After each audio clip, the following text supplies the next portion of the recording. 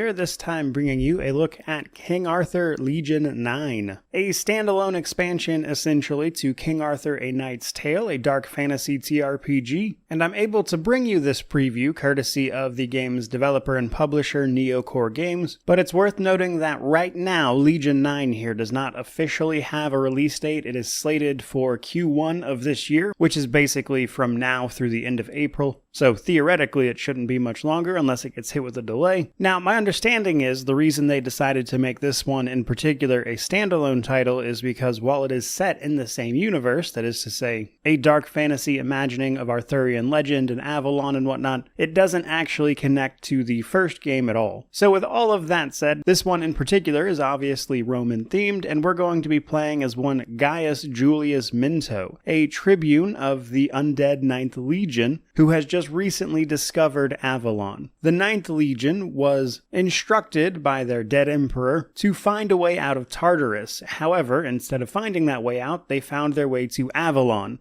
And now that they're here, they plan on establishing what they call Eternal Rome in the city of Nova Roma, which involves re-establishing contact with your entire legion, which got scattered upon your arrival, and of course battling the local denizens such as the Pict tribes or the Fomorians. So gameplay-wise, this is essentially King Arthur A Knight's Tale. Most of it works identically, except this time the city of Nova Roma acts as our base of operations. We're going to be managing that in its entirety, which involves assigning your companions to leadership roles throughout the city and your war council. Each individual building allows you to perform tasks, usually involving upgrading your gear and abilities while also performing some essential function, such as crafting and upgrading. And then you'll be going on missions where you'll be engaging in tactical turn-based combat and interacting with the world a little bit, as each mission is essentially a big map you get to explore, which sees you gaining all sorts of experience, finding items, loot, etc. Doing so is going to let you level up. There's a bunch of different heroes you'll be accumulating along your way, each with their own skills and upgrade paths available to them, unique equipment only for them, though obviously with a bit more of a Roman theme this time around, which is, I would say, especially noteworthy for the game's morality system. A Knight's Tale had a more complicated morality system, where this title is going to have a pretty basic one where it's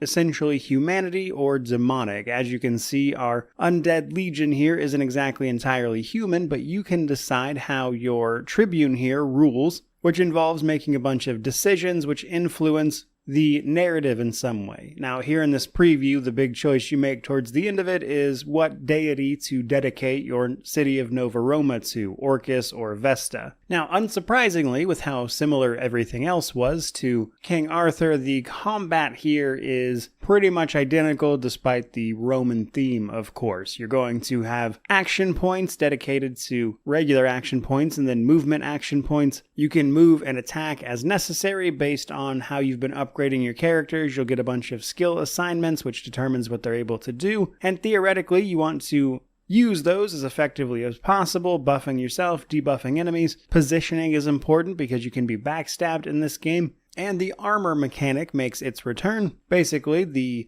type of armor your character is wearing determines how many armor points they have, and as they take damage in combat, armor will initially block that damage out to a point until it starts getting degraded and worn down to offering zero protection, at which point you'll have to stop by a campfire to either repair your armor or regain your health. So all of that to tell you, Legion 9 here does not reinvent the wheel gameplay-wise. In fact, in many ways, I would say it trims a lot of it down to more reasonable levels. So far from what I gather, there's only supposed to be 6 companions this time around. The morality system is simpler, just as a couple examples. Though to be fair, that's likely what you would expect from a standalone expansion, which is apparently going to be launching at $20, by the way. So what I would say is, first and foremost on my mind, having taken a look at this preview ahead of the game's launch, is what the progression curve is going to look like. Because one of my complaints about the base title was that the progression curve throughout the game was prone to a lot of spikiness because of how it was set up and how gear jumped in tiers as you went. So I'm hoping the actual release for this one will be much more balanced in comparison. But for the sake of wrapping this video up and not rambling on too long, it looks like Legion 9 here is going to be great if you enjoyed A Knight's Tale quite a bit, which a lot of people did, or you just want a Roman-themed campaign. That, though, is pretty much everything I have to say about this preview of King Arthur Legion 9. I certainly hope you enjoyed it. Let me know what you think about it down in the comment section below, which of course means to like, comment, subscribe, all that YouTube jazz. But regardless of any of that, truly, just thank you so much for watching. I really do appreciate it. May you wander in wisdom and have